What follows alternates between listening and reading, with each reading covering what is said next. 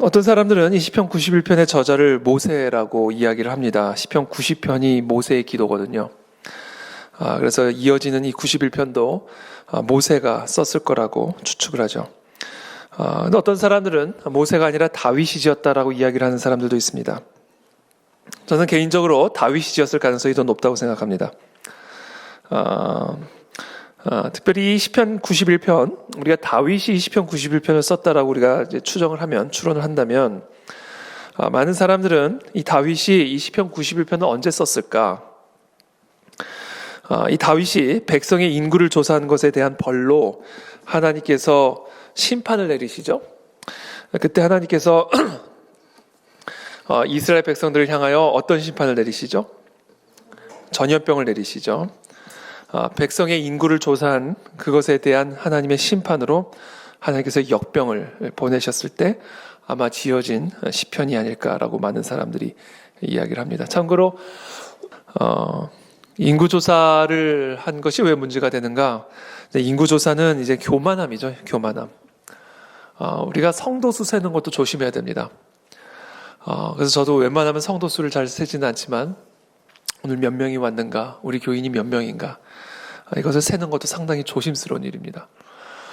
인구수를 센다라는 것은 결국은 이 군대 수를 세는 것이고, 결국은 이 다윗의 이 전쟁은 결국은 이 군대 수에 달려 있음을 사실은 반영하는 그런 것이기 때문에 하나님께서 다윗이 인구수를 센 것, 특별히 남성의 수죠.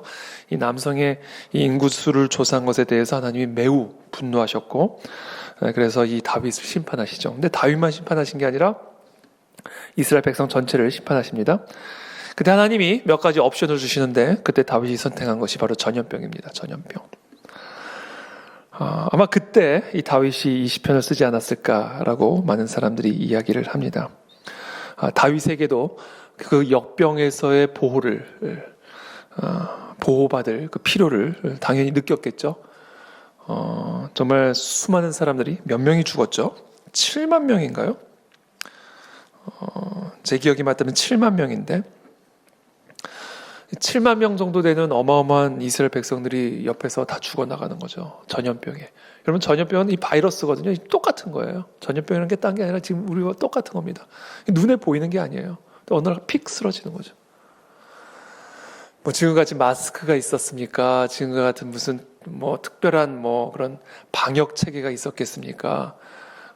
완전한 무방비 상태에서 그냥 7만 명이 하루아침에 다 죽은 거예요. 얼마나 공포스러웠겠어요. 그런 공포스러운 상황 속에서 다윗이 이 시편을 썼을 것이다 라고 이야기를 합니다. 오늘 이 본문에서 다윗은 그런 공포, 정말 말할 수 없는 공포, 말할 수 없는 위기, 그렇죠? 말할 수 없는 두려움, 그 속에서 이 다윗은 어떠한 시편의 노래로, 어떠한 시편의 기도로 하나님께 올려드리고 있는가? 이것이 오늘날 우리가 처한 이 시국을 이겨내는 영적인 백신이 되는 줄을 믿습니다. 그래서 우리가 이 기도를 가지고 지금의 이 위기와 이 시국을 뚫고 나아가는 우리 그 안에 진리의 성도들이 다 되시기를 예수님의 이름으로 축복합니다. 1절입니다. 지존자의 은밀한 곳에 거주하며 전능자의 그늘 아래 사는 자여. 선언이죠. 지존자의 은밀한 곳에 거주하며 전능자의 그늘 아래 사는 자여. 그러니까 여러분, 우리가 어떤 위기 가운데 있을 때 가장 기본이 있어요. 기본. 우리가 어떤 위기를 만났을 때, 어떤 환난을 만났을 때, 지금 이 다윗이 처한 것과 같은 전염병, 두려움과 공포, 죽음의 위협을 만났을 때 우리가 정신을 다시 차리기 위해서 가장 먼저 해야 될 첫 번째 단계가 있습니다. 그게 뭐냐면 내가 누군가. 나는 누구인가를 먼저 확인을 하셔야 돼요. 정체성이죠. 내가 누구인가, 이게 가장 기본입니다. 모든 힘은요, 내가 누구인가에서부터 나옵니다, 여러분. 모든 능력은, 모든 평안은 나는 누구인가에서부터 나오기 시작해요. 그래서 지금 시편의 기자는 지금 이 두려움 속에서, 이 역병 속에서 내가 누구인지, 그리고 당신들이 누구인지를 선언함으로 이 기도를 시작하고 있어요. 우리는 누구인가? 지존자의 은밀한 곳에 거주하는 자. 그래서 전능자의 그늘 아래 사는 자다. 그게 나고 그게 당신들이다.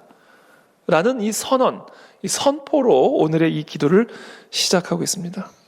바로 이 사람이 신앙인이에요. 자, 신앙인이란 누구인가? 그리스도인이란 누구인가? 이와 같은 역병을 만난 이 시대 속에서 살아가는 그리스도인은 어떤 존재들인가? 지존자의 은밀한 곳에 거주하며 전능자의 그늘 아래 사는 자다. 이 사실부터 기억하라 라는 거예요. 이게 신앙인이다. 이것이 그리스도인이다. 바로 이것을 믿는 자가 신앙인이다 라는 거예요. 그러니까 우리가 그리스도인이잖아요. 크리스천. 우리는 신앙인이잖아요. 우리가 신앙인이라는 건 뭐를 의미하는 것인가? 바로 이 진리를 믿는 자가 신앙인이다라는 것이죠. 거기서부터 모든 능력과 평안은 흘러나오기 시작합니다. 이거를 놓치는 순간부터 여러분 갈 데가 없어져요. 우리가 어디를 간든 안전하겠습니까, 여러분? 어디를 간들 LA까지로 한 특정 항공사 스튜어디스가 LA에 가가지고 식당 투어하다가 전염이 됐어요. 어디를 간들 안전하겠냐고, 어디를 간들. 그게 어디를 다니고 있는지를 우리가 눈에 보이냐고요. 피할 수가 있냐고요. 그러니까 우리가 어디에 사는 자라는 것, 어디서부터 안전이 나오고 어디서부터 생명이 나오는지, 어디에서 내가 살아야 내가 생명을 누릴 수 있는지 이거부터 우리가 알아야 된다는 거예요. 이걸 놓치고는 어디를 간든 안전하겠습니까? 자, 신앙인이란, 그리스도인이란 바로 지존자의 은밀한 곳에 거주하는 자, 전능자의 그늘 아래에 사는 자, 이것을 기억하는 자다라는 겁니다. 오늘 이것을 기억하게 되기를 축복합니다. 이것을 굳게 붙잡게 되기를 축복합니다. 자, 지존자는 어떤 분이에요? 지극히 높은 자입니다. 우리는 그 지극히 높은 자의 은밀한 곳에 거주하는 자. 은밀한 곳이 어떤 곳이에요? 아무도 틈탈 수가 없는 곳이에요. 비밀 장소죠. 은밀한 곳. 그 누구도 알 수 없는 곳. 비밀 금고같이. 하물며 하나님의 비밀 처소를 누가 알아요? 하나님의 숨겨놓은 비밀 처소를 누가 알 수가 있습니까? 누구도 틈탈 수가 없다라는 것이에요. 그것은 바이러스도 틈탈 수가 없다.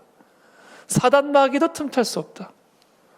완벽한 하나님의 그늘 아래 은밀한 곳에 완벽한, 요새 유행하는 말로 방역 체계가 이루어지고 있는 곳. 바로 하나님이다라는 거죠. 하나님. 지극히 높은 하나님의 은밀한 곳 안에 거주하는 자. 그러면서 전능자의 그늘 아래 사는 자. 전능하신 하나님이죠. 여기서 말하는 그늘이란 뭘까요?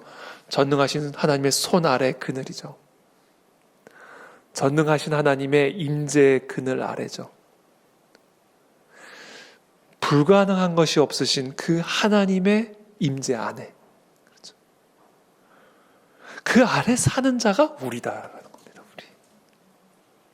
그게 그리스도인이고 그것을 믿는 자가 신앙인이다라는 겁니다. 그러니까 모든 평안은 여기서부터 나오는 거예요, 여러분. 모든 생명은 여기서부터 나오는 것입니다. 그래서 우리가 지금과 같이 온 나라, 온 세계가 지금 패닉 가운데 빠져있는 이때에 우리 신앙인과 그들과의 차이는 어디서부터 나오는가? 바로 이 진리로부터 나오는 평안. 이게 본질적인 차이예요. 본질적인 차이. 우리의 생명이, 우리의 안전이 어디에서부터 나오는지, 그러므로 내가 어디에 거주해야 되는지, 바로 그 신앙에서 본질적인 차이가 일어나게 되는 것이죠. 그리고 세상 사람은요, 그걸 보고 하나님을 보게 될 거예요. 그 모습을 보고.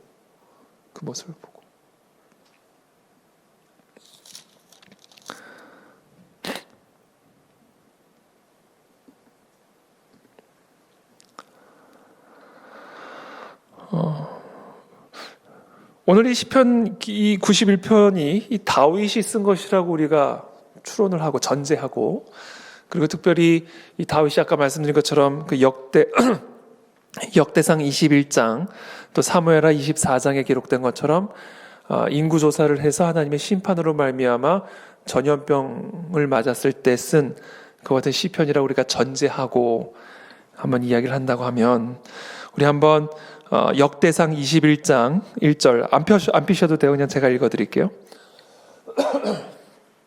역대상 21장 1절입니다. 이렇게 기록이 되어 있어요.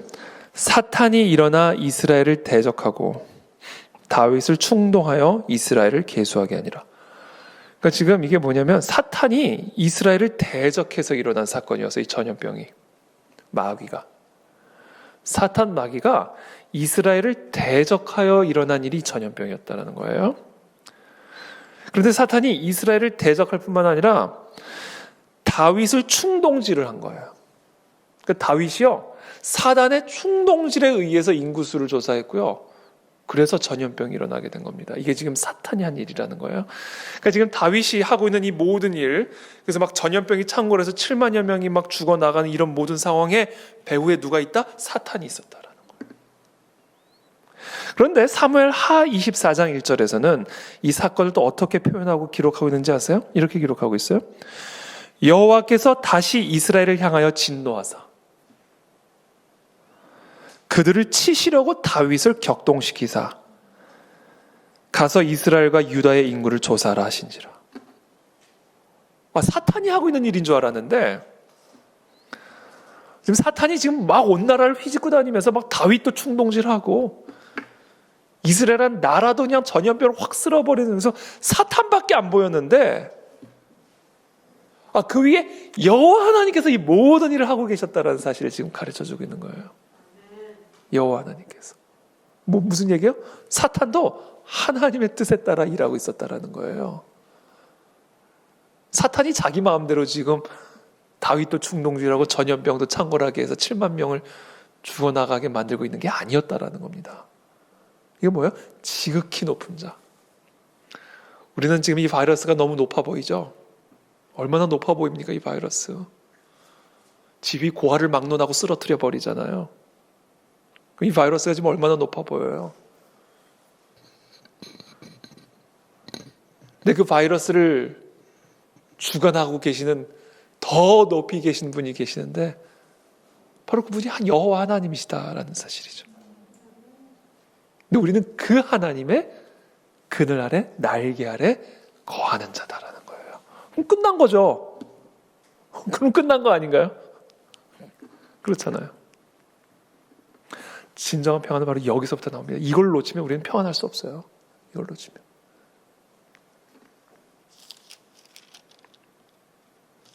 제가 요새 마스크를 열심히 쓰고 다니는데 하나를 써도 불안해. 하나를 써도 불안해. 어디서 틈탈 줄 모르니까. 그렇잖아요. 그래가지고 이거를 이렇게 해놓고 테이프를 붙여볼까. 그러다가 오늘 안 되겠다. 이걸 하고 면 마스크를 하나 더 쓰자. 그래서 주문했어요. 앞으로 여러분들은 2개의 마스크를 쓴 저의 모습을 보게 될지도 모르는데, 근데 2개의 마스크를 쓰면 평안할까요? 아니요. 숨을 못 쉴 거예요. 바이러스로부터는 안전할지 모르지만 숨을 못 쉬어. 그러니까 이 평안이 어디서부터 나오냐는 거죠. 평안이. 여기에 생명이 있음을 여러분 꼭 기억하게 되길 바랍니다.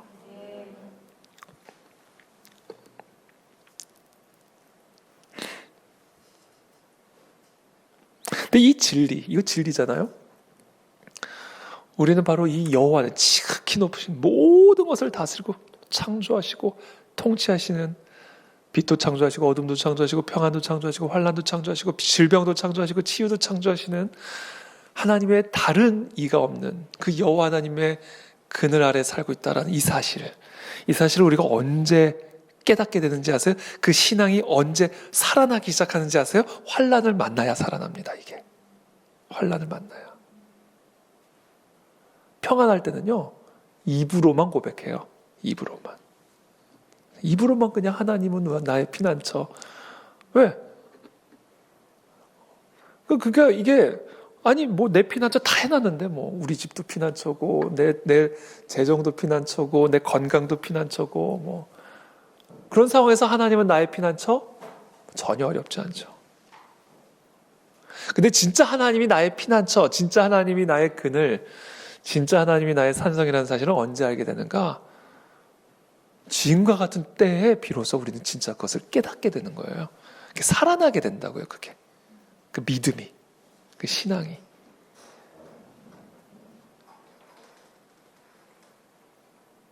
그래서 저는 확신합니다. 우리가 그동안 금요 철야 때마다 새벽마다 얼마나 부흥을 위해서 기도를 했어요. 그것에 대한 응답이에요. 이 바이러스는. 저는 그렇게 확신해요. 진정한 각성을 위한 하나님의 응답이라고 저는 확신합니다. 이걸 만나야 깨어나거든요, 이게. 이걸 만나야 우리의 믿음이 진짜 있는 그런 믿음이 되거든요. 그리고 그 진짜 살아있는 믿음을 보고 완전한 패닉 상태에 빠져 있는 자들이 저 사람이 믿는 하나님, 저 사람이 따르는 예수 그리스도, 나도 그 평안을 누리고 싶다. 도무지 이해할 수 없는 저 평안함 나도 갖고 싶다. 우리가 막 좋은 마스크가 좀 나도 갖고 싶다 그런 것처럼 나도 저 하나님 나도 만나고 싶다. 이게 부흥의 원리다라는 겁니다. 그래서 저는 관점이 완전히 바뀌어 버렸어요. 관점이. 이거는 하나님이 이 땅에 진정한 부흥을 주시기 위한 하나님의 시작이구나. 이게 시작이구나. 그래서 이거를 우리가 이 시편 91편의 말씀을 붙들고 뚫고 나가야만 된다라는 거예요. 신앙으로. 그래야 이게 부흥이 됩니다. 그래야 이게 부흥으로 이어지는 거예요.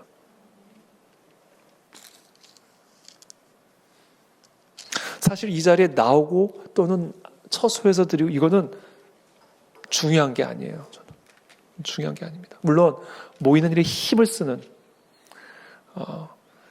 그게 너무 중요하죠. 모이는 일에 힘을 쓰는 거. 그게 중요한 것이 아니라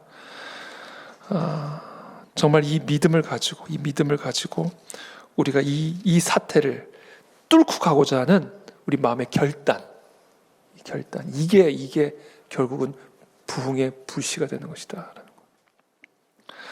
거. 그래서 오늘 이 본문의 이 시편의 기자는 이렇게 얘기합니다. 지존자의 은밀한 곳에 거주하며 전능자의 그늘 아래에 사는 자여, 이 사실을 다시 기억하라. 신앙인들이여. 그렇죠? 이와 같은 위기 속에서 바로 이 사실을 기억하라. 더욱 강하게 붙들라.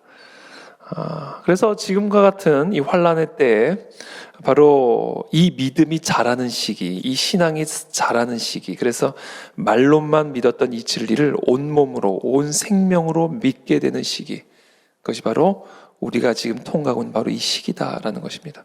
자, 그러면 우리에게 진짜 이 신앙이 살아나게 되면, 우리에게 진짜 이런 신앙이 살아나게 되면 우리는 이와 같은 역병이 창궐한 때에 무엇을 말하고 무엇을 외쳐야 하는가? 그것이 2절 3절의 말씀입니다. 2절 3절의 말씀.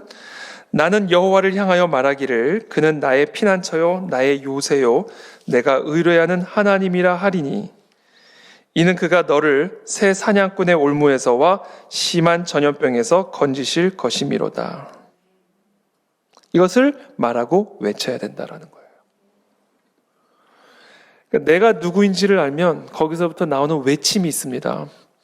우리가 지존자의 은밀한 곳, 전능하신 하나님의 그늘 아래 사는 자라는 사실을 우리가 기억하게 된다면 우리는 그것을 나의 상황에 적용을 하고 선포해야 돼요.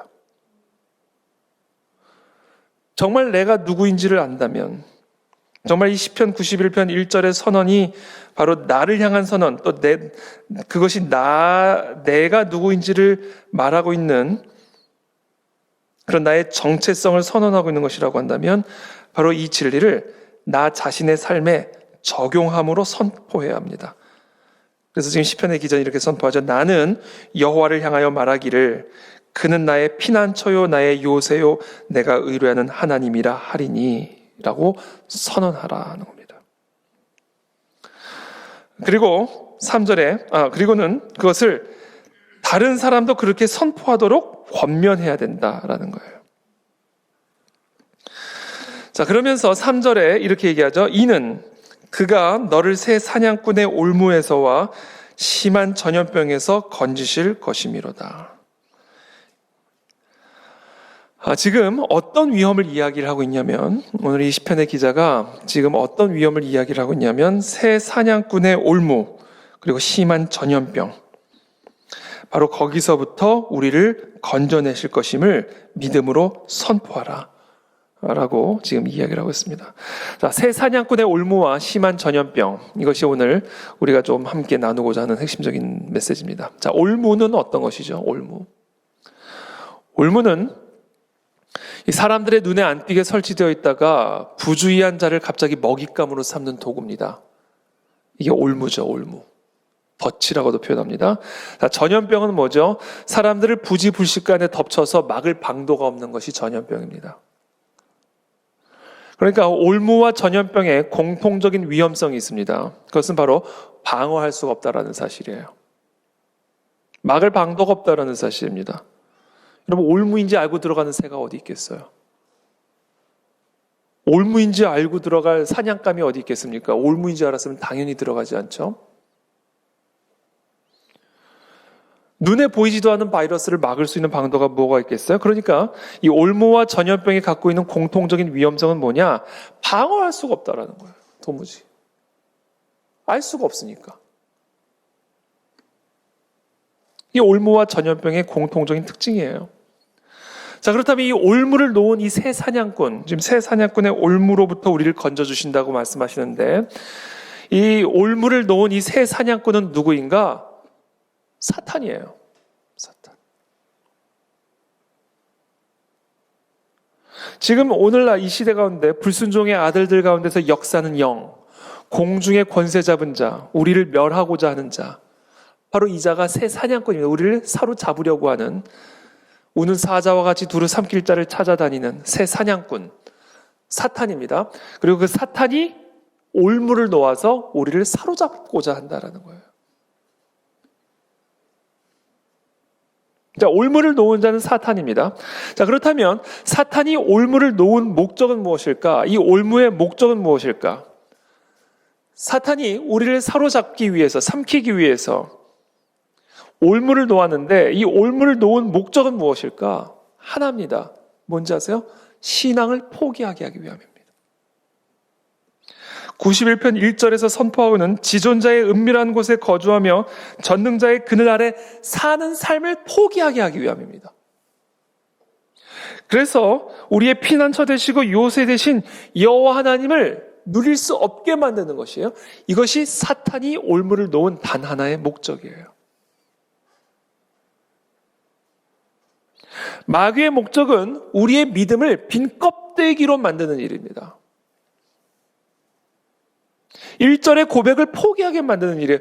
이게 마귀의 목적이고 마귀가 올무를 놓은 단 하나의 목적입니다.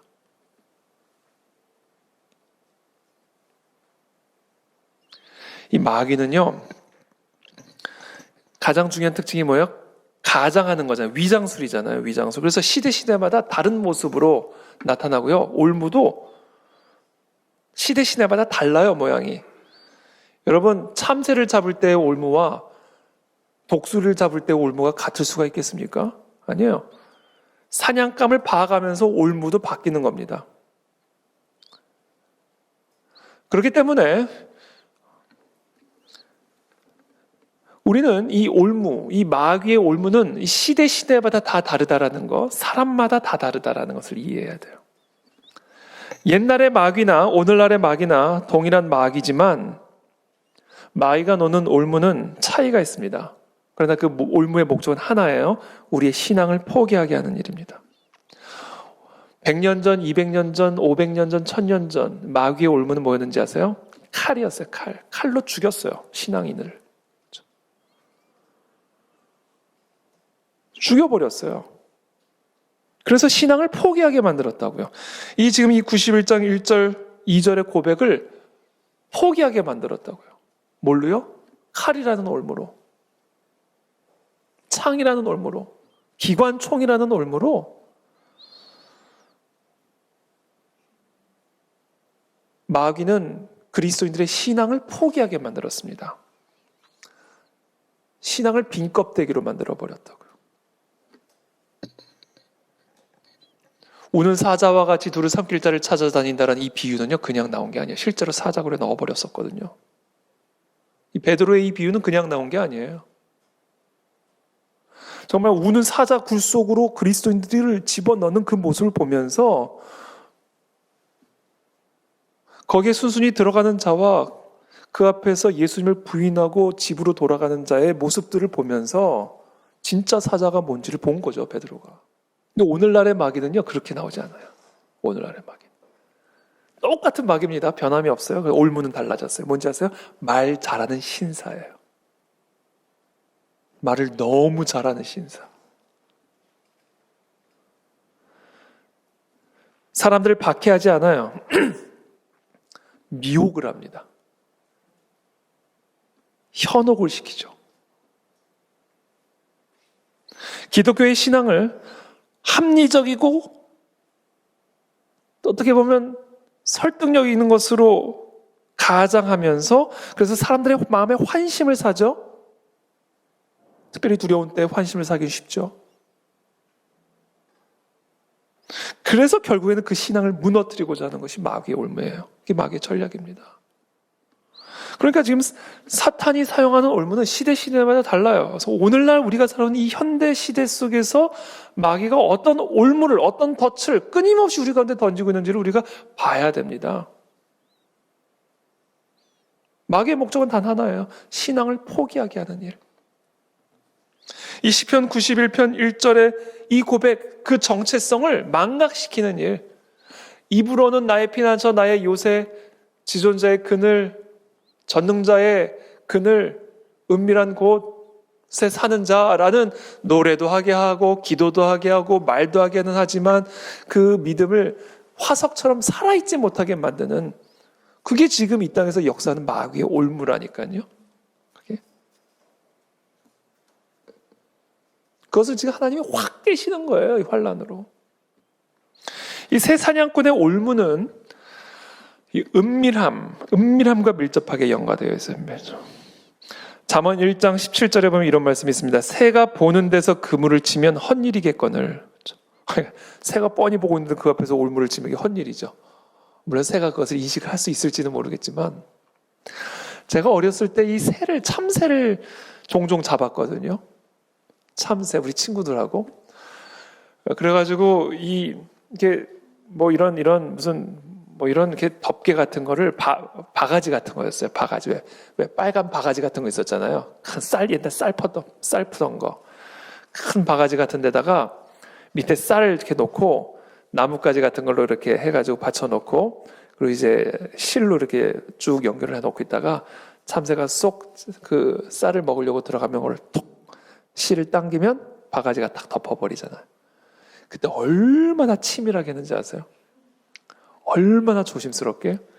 전 그래서 사탄의 마음을 알아요. 아, 사탄이 이렇게 하겠구나. 전 사탄의 마음을 잘 아는 목사입니다. 아, 이렇게 하겠구나. 그걸 얼마나 은밀하게 하는지 아세요? 참새가 전혀 느끼지 못하고 눈치채지 못하게. 이게 사탄이 이렇게 올무를 놓는다고요, 우리한테. 그처럼 마귀의 이 유혹은, 마귀의 미혹은, 이 마귀의 올무는 우리 그리스도인들에게, 우리 신앙인들에게 지존자의 은밀한 곳에 거주하고 전능자의 그 나라에 사는 자라고 고백하는 우리들에게 어떻게 다가오는가, 아주 은밀하게 나타나요. 은밀하게 다가옵니다. 정말 그런 일이 정말 잘못된 일이라고 생각했다면 하지 않을 일을 하게 만들려면 얼마나 은밀하게 와야 되겠어요.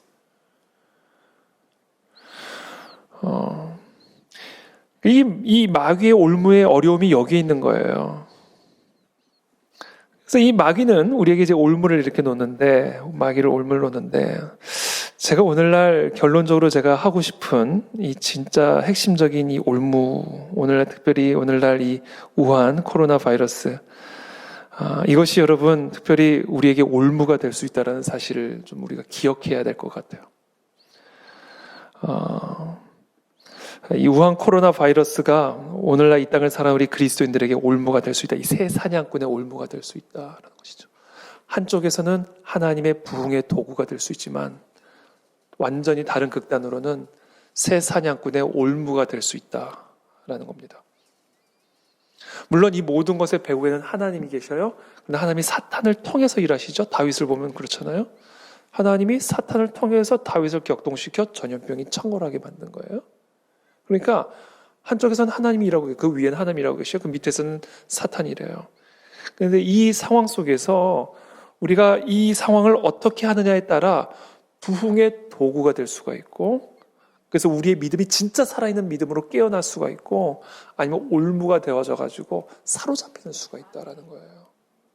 그 기점에 지금 우리가 서 있는 겁니다. 지금 이 땅의 성도들이. 우리가 그것을 볼 수 있어야 되는 거죠. 그래서 지금 저는 이 우한 코로나 바이러스는요, 오늘날 현대 그리스도인들이 정말 자신들의 신앙을 잃어버리게 만들 수 있는 아주 최적화된 올무라고 저는 생각해요. 아주 그냥 오늘날 현대 그리스도인들의 아주 가장 완벽하게 맞춤형 올무라고 저는 생각합니다. 이게 완벽하게 맞춤형이에요, 이거는. 제가 계속 말하잖아요. 이 올무는요, 사람마다 다르고 시대마다 다르다. 근데 오늘 모든 현대인들에게 가장 완벽한 올무가 될 수 있는 현대 코로나, 이 우한 코로나 바이러스라고 저는 생각을 해요. 현대 그리스도인들은요, 현대 그리스도인들은요, 하나님보다 과학을 믿습니다. 이 현대인들이에요. 하나님보다 과학을 믿어요. 오늘날 현대인들은 하나님보다 의학을 믿어요. 그래서 의학이 올무가 되는 거예요. 그래서 과학이 올무가 되는 거고요. 그래서 기술이 올무가 되는 것이고, 그래서 공공정책이 올무가 되는 겁니다, 사단에. 오늘날 현대인들은 하나님보다 인간의 기술을 더 믿어요. 이게 지금 새 사냥꾼이 지금 우리에게 딱 집어던진 올무예요. 그 올무를 딱 집어 먹으면 그냥 잡혀가는 것이고, 이것이 올무라는 사실을 깨닫고 이 순간 이 자리에서 우리의 이 신앙이, 믿음이, 우리의 결단이 확 살아 불릴도록 일어나게 하면 그 우한 바이러스도 잡고 사단도 잡고, 그래서 하나님의 영광이 창궐하게 되는 것이죠. 이것이 지금 하나님이 뜻하시는 바예요. 이것이 하나님이 지금 뜻하시는 바. 그것을 위해서 지금 사탄을 하나님이 보내시는 것이다. 저는 이것이 지금 역대하, 역대상, 그리고 사무엘하 그 인구조사의 말씀을 통해서 지금 우리에게 보여주고 계시는 이 시국의 현실이다. 저는 그래서 진짜 우리가 경계해야 할 전염병은 바로 이 마귀의 올무, 하나님보다 과학을 더 믿는 올무, 하나님보다 의학을 더 믿는 올무, 하나님보다 인간의 기술을 더 믿고 있는 이 사탄 마귀가 우리 가운데 집어넣고 있는 이 올무를 우리가 극복해야만 된다. 이것이 진짜 우리가 경계해야 하고 두려워해야 할 전염병이다라고 저는 믿습니다. 그렇다고 해서 의학이 불필요하다라는 이야기는 아니죠. 그렇다고 해서 과학이 불필요하다는 이야기는 아니죠. 그러나 우리가 하나님보다 의학을 더 믿는다면, 하나님보다 우리가 과학을 더 믿는다면 그것은 마귀의 올무가 될 수 있다라는 사실이에요. 그래서 우리는 결국 선택을 요구받고 있습니다. 우리는 이와 같은 상황 속에서 우리는 선택해야 된다. 우리의 신앙을 선택해야 된다.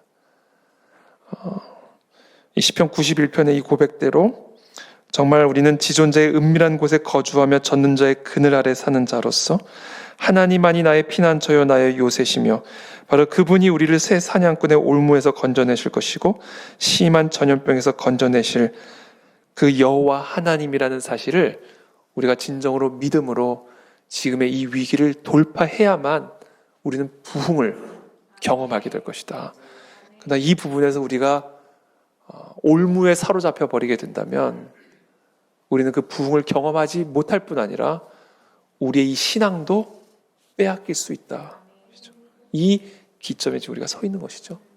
그래서 이제 우리가 이때는 온라인으로든 현장으로든 정말 마음을 합하여 이 고백을 가지고 이 위기를 담대하게 뚫고 나가야 됩니다. 우리의 평안을 자꾸 계속해서 이 현대 과학에서 찾으려고 하지 말고, 우리의 평안을 자꾸 이 땅의 어떤 의학 기술에서 찾으려고 하지 말고, 어떤 정책에서 찾으려고 하지 말고, 우리의 평안을 자꾸 우리의 이 정체성, 이 지존자, 이 전능자의 그늘 아래 사는 자라는 이 사실로부터 우리가 평안을 찾기 위해서 끊임없이 투쟁하고 분투하고 노력해야 된다는 것이죠. 바로 그것이 지금 이 모든 위기를 뚫고 나아가 결국은 부흥의 불길을 일으키는 하나님의 역사가 될 것이라고 저는 확신합니다. 그래서 저는 사실은 이 현장에서 우리가 드려진 이 집회를 포기하지 못하겠다라는 것이죠. 그래서 사실은 저도 사실은 두려워요. 사실은 한 분이라도 코로나에 걸리면 어떡해요? 기침하시니까 갑자기 제가 갑자기 한 분이라도 이게 확진 판결을 하면 어떻게 되나?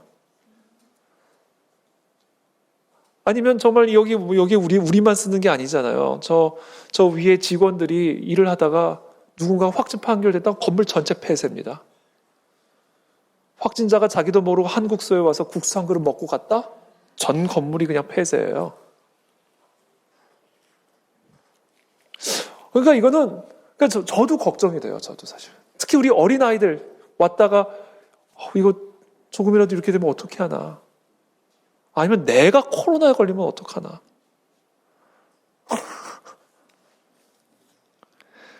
여러분 분명히 기억하세요. 걸릴 수 있어요. 이걸 기억하셔야 됩니다. 우리가 걸릴 수 있습니다. 내가 걸릴 수도 있고 누군가 걸릴 수도 있어요. 걸릴 수도 있어요. 이 빌딩에 누군가가 다녀가는 바람에 하루아침에 건물 자체가 폐쇄될 수도 있어요. 근데요, 우리가 뭐를 결단해야 되냐면요, 우리가 이 믿음을 가지고 이 결단을 가지고 하나님만을 예배하기 위해 우리가 힘을 쓸 때 그런 모든 것도 감수하기로 결단하고 나아갈 때 그때 하나님의 역사를 진짜로 경험할 수가 있게 되는 거예요. 그러니까 에스더의 고백이 죽으면 죽으리다잖아요. 그러니까 이거를 통과하지 않으면요 부흥이 없어요. 그래서 지금 이 시국은요 정말 우리의 기도의 응답이라고 저는 확신해요. 이걸 우리가 정말 통과해야만 부흥이 옵니다. 통과해야만. 그래서 여러분 우리나라의 부흥 역사 보세요. 위기 없이 부흥이 왔는가? 1904년, 1907년, 1909년 우리나라에 정말 세계적으로 유례없는 부흥의 역사가 일어났을 때 한국이 이 조선 땅이 가장 흑암의 시기였어요. 가장 어두운 시기였습니다. 그 어느 때보다도 그때 부흥이 일어나요. 그때 누구 때문에? 주기철 목사님 같은 분이 계셨던 거예요. 그러니까 예배드리면 잡아간다, 예배드리면 죽인다, 신사 참배하면 죽는다. 그런데도 거부하고 내가 거하는 곳, 나의 거주지는 지존자의 은밀한 곳이지, 나의 평안과 나의 생명은 여호와 하나님으로부터 오는 것이지 저 신사에서부터 오는 게 아니다. 그 올무를 그냥 걷어 쳐버린 거예요. 그냥 발로 그냥 걷어 쳐버린 거예요. 올무를 딱 던졌더니. 그때 그냥 온 나라가 뒤집히는 부흥의 역사가 일어나잖아요. 그러니까 우리가 이 과정을요 어떤 감수를 하더라도 통과를 해야만 된다는 거예요. 물론 하나님이 우리를 지켜주실 거라고 저는 믿어요. 믿습니다. 저는 털끝 하나 하나님이 건드리지 못하도록 지켜주실 거라고 믿어요. 근데 그걸 정말로 경험하고자 하잖아요. 그러면 걸리면 걸리리라고 통과해야 돼요. 그래야 안 걸립니다. 저 여러분 안 걸리는 방법 가르쳐드려요. 에서가 그래서 살았잖아요. 살고 싶으면 죽으면 죽으리라고 나가야. 안 그랬으면 죽었어요. 다 죽었어요 그때. 그러니까 우리가 지금 이 시국에 우리가 해야 할 일은 이거예요. 걸리면 걸리리라 하고 그냥 뚫고 나가야 돼요. 그래야 하나님이 지켜주실 수가 있어요. 그래야 안 걸릴 수가 있어요. 그러면 안 걸릴 뿐만이 아니에요. 놀라운 부흥의 역사가 일어나기 시작합니다. 불이 확 붙어버려요. 영적 각성의 불이.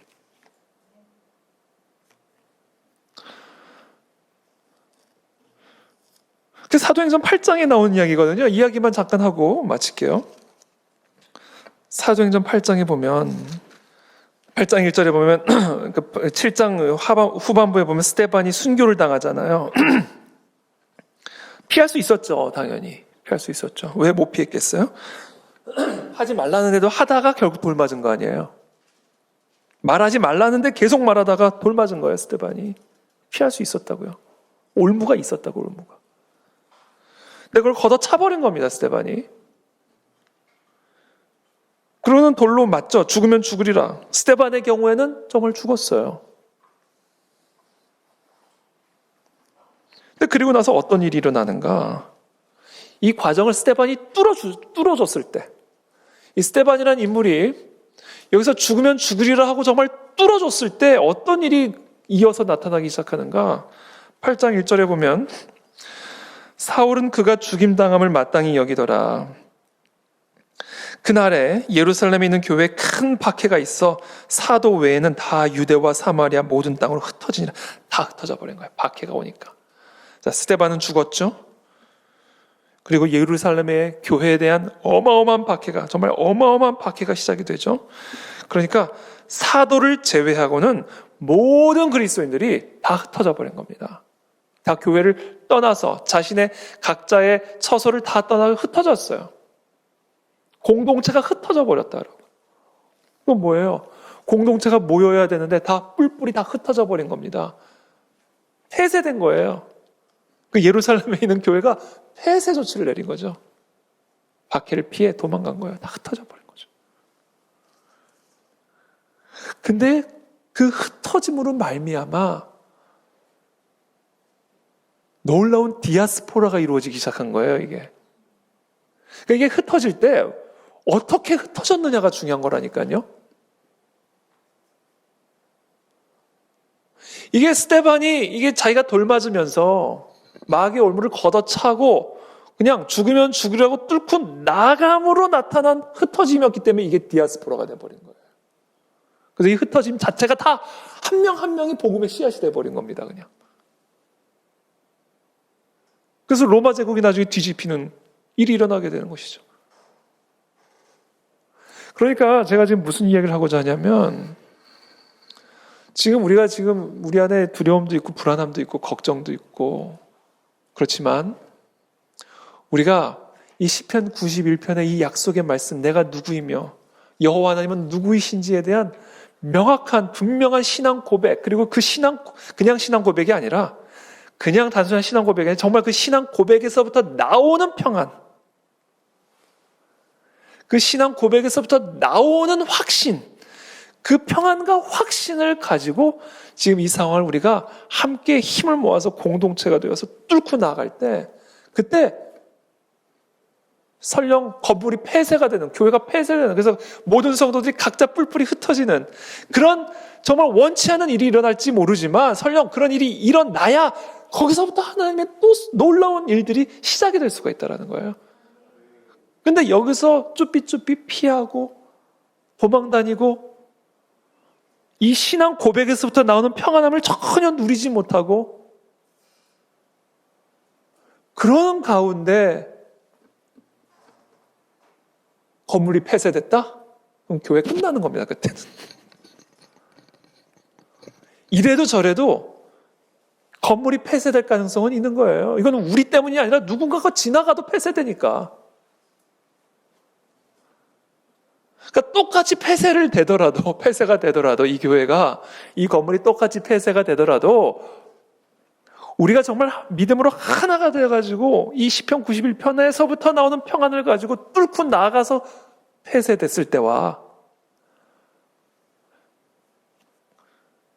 그렇지 않았을 때에서 그렇지 않고 폐쇄됐을 때는요 이거는 완전히 다른 결과 하나는 하나님의 열매 하나는 사탄의 열매가 나타나는 거예요. 교회 하나 그냥 날려버리는 거예요. 교회 하나. 그래서 이 자리에 5명이 나오든 10명이 나오든 그건 정말 중요한 게 아니에요. 그러나 이 자리를 오픈해 놔야 된다라는 거. 오픈해 놔야 된다. 정말 한 명이 나와도 상관이 없어요. 정말이에요. 어차피 유튜브 온라인으로 다 볼 수 있으니까. 제가 며칠 전 새벽 기도에는 딱 한 분 모시고 했다니까요. 한 분. 얼마나 사랑스러워 보이는지. 한 분, 딱 한 분. 그러니까 정말 전 상관없어요. 그리고 저는 꽉 찬 좌석보단 빈 좌석이 더 익숙한 사람이에요. 전 상관이 없어요, 그게. 그러니까 정말로 그게 중요한 게 아니에요. 그러나 이 자리는 오픈되어 있어야 된다. 설령 폐쇄 조치가 내릴 위험성을 감수해서라도 오픈해놔야 된다, 이 자리는. 그래서 성령의 감동을 따라 누구든지 와서 함께 예배드리고 싶은 분들은 와서 예배드릴 수 있는 장소가 되어야만 된다라는 거예요. 그래서 저는 그 경로를 결정지었어요. 그 경로로 가기로. 물론 그렇게 제 마음의 결단을 하고도 때로는 흔들려요. 그래서 공지를 제가 미루고 드리는 거예요, 공지를. 그래서 주일 예배 공지도 아직 안 드린 거예요. 더 기도하고. 왜냐면 저도 흔들리거든요. 저도요, 사실 그냥 교회 딱 폐쇄하고 저 혼자 딱 카메라 앞에서 설교하면요, 마음도 편하고 너무 좋을 것 같아요. 성도분들도 편하고. 내가 마귀의 올무에 걸리는 거라서. 물론 지금 현재 다른 교회에서 그렇게 한다는 것 자체가 마귀의 올무라고 저는 생각은 안 해요. 또 그 교회에서 하나님이 주시는 감동에 따라 행하는 일이라고 저는 생각합니다. 그리고 또 우리 교회에게 주신 특별한 은혜가 뭔지 아세요? 아직 초기 단계잖아요, 교회가. 그러니까 인원수가 막 몇천 명이 아니잖아요. 그러니까 지금 우리나라의 대형 교회들은요, 그 폐쇄 조치 내릴 수밖에 없다고 저는 생각해요. 제가 만약에 그 대형 교회 담임 목사여도 저는 폐쇄 조치를 할 수밖에 없었을 것 같아요. 왜냐하면 통제가 안 되잖아요. 어디서 어떤 모임이 어떻게 이루어지는지를 알 수가 없잖아요. 그러니까 저는 지금 그런 결정을 내린, 그런 조치를 내린 목사님들의 또는 그런 리더십들의 결정을 저는 완전히 존중하고 저는 또 이해를 합니다. 그러나 그분들이 그래야 되기 때문에 우리 같은 교회라도 열어놔야 된다는 거죠. 우리가. 다 역할 분담이에요. 역할 분담. 누가 잘하고 못하고의 문제가 아닙니다. 역할 분담입니다. 우리 교회는 이게 열려 있어야 돼요. 그래서 우리가 이 돌파구를 우리가 뚫어줘야 돼요. 뚫어줘야 됩니다. 그렇게 생각합니다. 그래서 이게 저 혼자의 결단으로 될 수 있는 일도 아니고, 물론 저의 결단이지만 또 저 결단도 이게 연약한 인간이라 흔들릴 수가 있고, 그래서 우리 모든 성도들이, 여기 계신 우리 모든 성도들이, 지금 현장이나 또는 유튜브 온라인 가운데 있는 우리 모든 성도분들이 바로 지금 우리가 처한 이 시국이 담고 있는 영적인 의미가 무엇인지를 제가 지금 설명드렸으니까 우리가 명확하게 인식을 하고 우리가 함께 마음을 모아서 믿음으로부터 나오는 평안을 가지고, 믿음으로부터 나오는 이 확신을 가지고 우리 어떻게 해서든지 한번 이것을 뚫고 나아가 보자. 그리고 우리가 서로 힘을 북돋워 주자. 흔들리지 않도록. 그리고 무엇보다 중요한 것은 성령 하나님의 인도하심에 민감하게 반응하자. 이게 무조건 열어놓는다가 또 문제도, 그것도 다가 아니에요. 성령님의 인도하심에 민감하게 순종하며 나가는 게 중요한 겁니다. 그래서 정말 제가 지금 이렇게 선포했지만 또 어느 순간 지금 예루살렘 교회 다 흩어지는 것처럼, 사도만 남겨두고 다 흩어지는 것처럼, 어떻게 보면 이 교회 다 폐쇄하고 저만 이 자리에서 유튜브를 통해 설교해야 되는, 그것을 또 하나님이 인도하실지도 모르겠어요. 물론 우리가 성령 하나님의 인도하심에 완전히 다 내어드리지만, 그러나 지금 현재 우리의 마음, 우리의 자세, 우리의 방향성은 그렇게 나가야 된다라는 겁니다. 그래서 오늘 이 밤에 우리가 함께 기도하면서 나가게 되기를 원합니다. 오늘 우리가 나눈 이 말씀을 여러분도 한번 기억하면서, 주님, 이 시편 이 91편에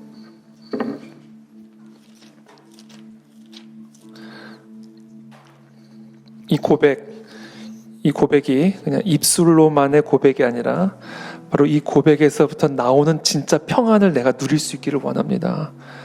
지극히 높은 자, 그분의 은밀한 곳에 거주하고 있는 나, 전능하신 하나님, 그분의 그늘 아래 거하는 자, 그것이 바로 나라는 사실, 그리고 그것이 바로 당신이라는 사실, 바로 이 사실을 진짜로 믿음에서부터 나오는 평안함으로 오늘 이 시간 우리를 충만케 하여 주시옵소서. 그리고 이 믿음과 이 평안함으로 이 모든 시국을 뚫고 나아갈 수 있는 우리 그 안에 진리교회가 될 수 있도록 은혜를 베풀어 주시옵소서. 우리 함께 기도하며 나가겠습니다. 기도합니다.